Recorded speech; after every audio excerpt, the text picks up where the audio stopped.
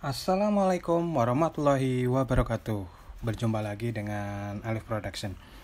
Di video sebelumnya kita telah memvisualisasikan ya distribusi data di tiap kolomnya. Jadi jumlahnya ada berapa untuk kategori tiap kolom. Nah, di video kali ini, di video ke-7, kita akan memvisualisasikan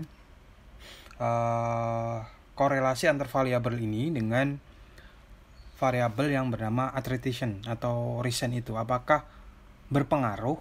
Jadi kita akan cari korelasinya di sini kan. Kita akan cari korelasi dari semua variabel ke sini. Apakah pengaruh atau tidak berdasarkan data yang ada di sini. Nah, sebelum ke sana, kita akan rubah atau hilangkan data yang nilainya sama untuk semuanya ya. Contohnya adalah employee count ini misalkan. Kan nilainya satu semua untuk semua karyawan. Terus employee number kita akan hilangkan ya, karena nggak mempengaruh. Ini kan hanya kayak karyawan pertama, karyawan kedua, tiga, dan seterusnya. Ini penomoran aja. Seperti itu. Kemudian yang akan kita hilangkan lagi adalah standard standard hours. Jadi semacam jam kerjanya standarnya 80, mungkin ini 1 pekan ya. Kemudian over 18 ini juga kita akan hilangkan ya, karena nilainya sama untuk semua karyawan, karena itu tidak berpengaruh kepada variabel atau nanti kita sebut sebagai target ya, simbolnya ya, nanti ini tidak ada pengaruhnya. Maka kita hilangkan dulu kolom tersebut ya. Di sini saya tambahkan kode lagi. Bukan di sini ya. Saya ke sini biar ada di bawahnya. Nah, di sini saya akan hilangkan. Kita langsung ya, nggak usah bikin variabel. Di sini berarti karyawan DF dot drop gini. Gini dulu, terus begini. Yang mau di drop kolom apa, seperti itu. Jadi di sini yang di drop adalah pertama tadi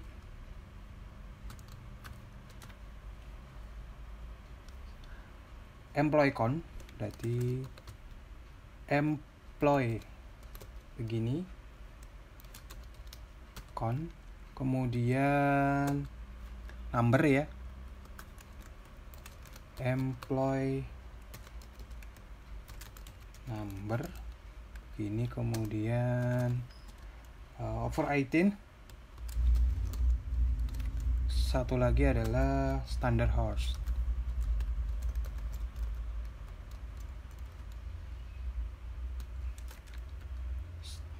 Standard pakai D ya. Coba kita cek dulu ya. S cek.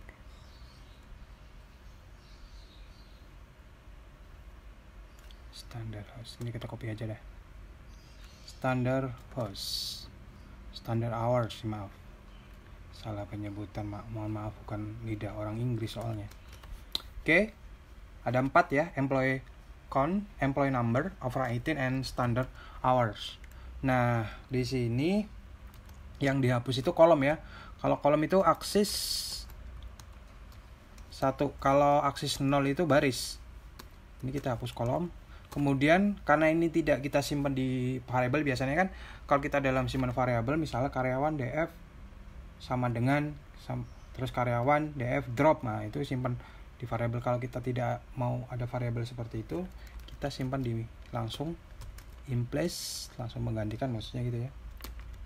Ini true seperti ini. Oke, seperti ini kita running.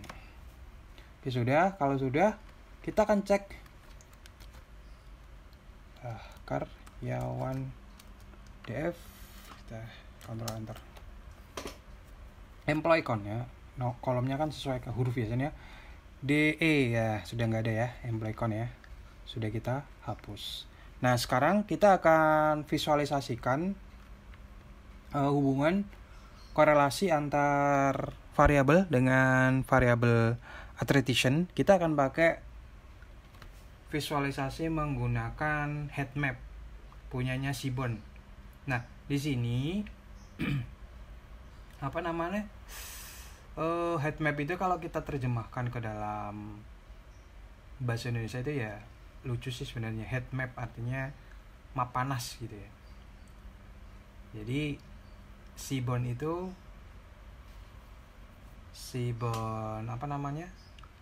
sebenarnya pengembangan dari matplotlib, seperti yang saya deklarasikan di atas itu kan namanya SNS Seaborn itu. Jadi di sini kita akan cari korelasi ya. Misalkan kita deklarasikan variabel namanya korelasi. Misal begini aja. Korelasi kita panggil data frame-nya karyawan df dot ada functionnya misalnya ini. Kita control space biar nggak salah ketik. Misalkan ini chor di sini artinya correlation ya. Nah, karena correlation yang kita perhitungkan hanya yang datanya numeric ya, yang datanya kategorikal, maksudnya yang berupa huruf tidak kita hitung. Nah, di sini numeric only kita definisikan true. Berarti kita hanya memperhatikan yang punya kolom yang nilainya numeric. Terus kita deklarasikan ukuran ininya ya, grafiknya atau plot kotak-kotaknya sih lah, atau namanya apa ya, kalau di diagram istilahnya adalah batang diagramnya, plot ya. Plot ini kita pakai subplot gitu. Kemudian ukurannya fixed size seperti kita bikin di atas ya. Fixed size sama dengan di sini misalkan ukurannya samakan aja 20 kali 20. Oke. Kemudian di sini kita panggil Seaborn-nya, kita bikin peta lagi. Diagram heat map-nya. Jadi semakin tinggi nilainya itu ada spektrumnya, nanti saya tunjukkan jadi semakin tinggi nilainya ke angka 1 itu nilainya putih. Ya. Jadi datanya itu kan dari korelasi tadi datanya.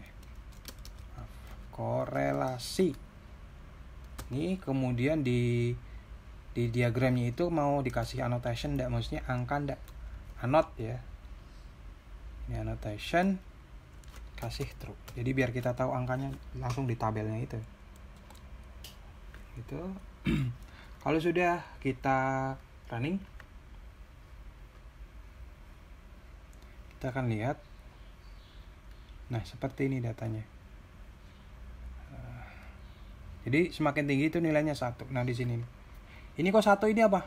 Nah, ini tuh X ini kalau kita tarik ke bawah itu ada korelasi dengan, kalau dia 1 gitu, biasanya itu dengan variabelnya dia sendiri ya. X dengan X gitu kan. Maka dia 1. Nah, kalau ini tidak usah kita perhatikan yang nilainya ini ya. Nah, misalkan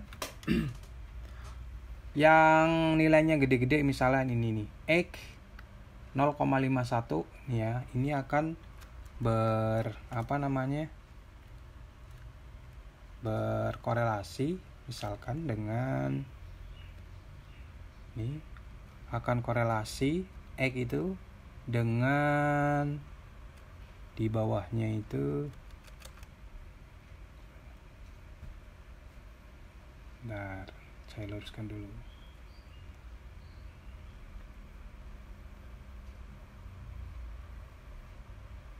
Saya kecilin aja dulu. Ini. Biar kelihatan. Nah,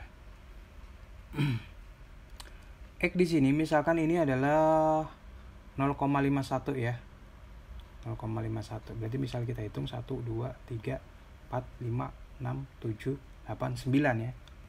9. Kita akan tarik ke bawah. 1, 2, 3, 4, 5, 6, 7, 9 nih. Dengan job level. Artinya semakin tinggi umurnya, biasanya nilainya akan semakin besar, seperti itu. Jadi di sini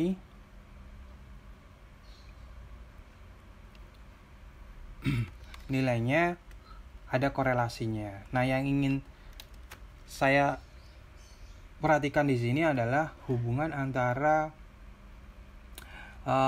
attrition dengan beberapa variabel lain. Misalkan di sini yang nilainya tidak minus adalah ini nih, 0,078. Nah, variabel keempat ini atau ini apa sih? Kita hitung aja dari sini, 1, 2, 3, 4. Berarti ini ada korelasi nih, punya nilai yang tidak positif. Artinya setidaknya ada hubungannya attrition dengan jarak dari tempat tinggalnya. Ya, kalau yang ini kan nilainya minus, ya berarti ini tidak ada kaitannya. Jadi semakin besar itu berarti dia punya sumbangsi untuk seseorang itu resign. Seperti itu. Kayak gini 0,25 ya, dan seterusnya. Jadi misalkan 1, 2, 3, 4, 5, 6, 7, 8, 9, 10, 11, 12, 13, 14 nih ya. 14 kita hitung dari ini aja. 1, 2, 3, 4, 5, 6, 7, 8, 9, 10, 11. Monthly income. Jadi ada kaitannya antara resign dengan pendapatan per bulannya. Jadi kalau dia kecil, maka kemungkinan dia keluar akan gede. Jadi make sense ya. Artinya masuk di logika. Nah, jadi dari sini kita bisa bicara berdasarkan data korelasi antara beberapa